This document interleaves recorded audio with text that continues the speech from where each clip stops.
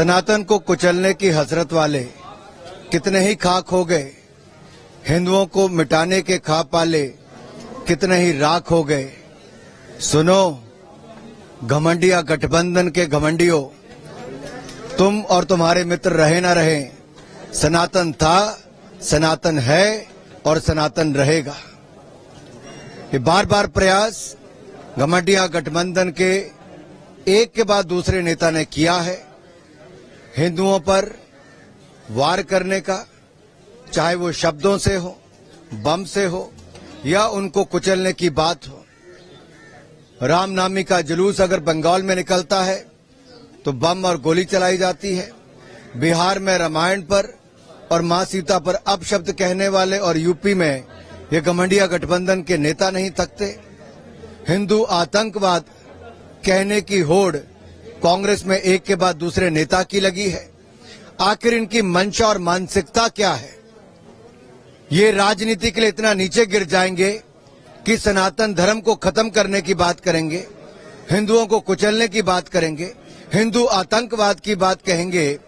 ये दिखाता है कि ये ध्रुवीकरण करके राजनीतिक लाभ उठाना चाहते हैं, लेकिन देश की जनता इनका असली चेहरा जानती है, इनको सही ठिकाने पर पहुंचाएगी।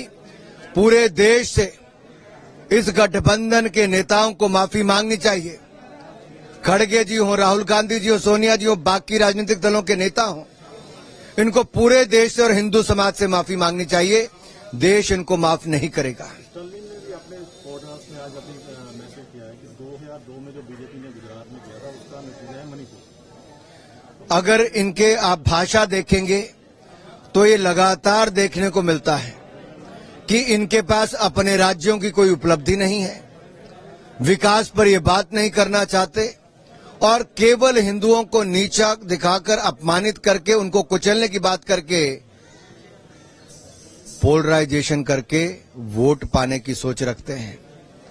लेकिन इनके मंसूबे कभी सच नहीं होंगे। सनातन को कुचलने की हसरत वाले कितने ही खाक हो गए, हिंदुओं को मिटाने के ख्वाब पाले कितने ही राख हो गए।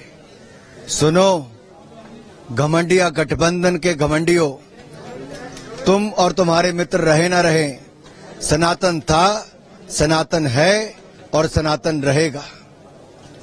ये बार बार प्रयास घमंडिया गठबंधन के एक के बाद दूसरे नेता ने किया है हिंदुओं पर वार करने का, चाहे वो शब्दों से हो, बम से हो या उनको कुचलने की बात हो।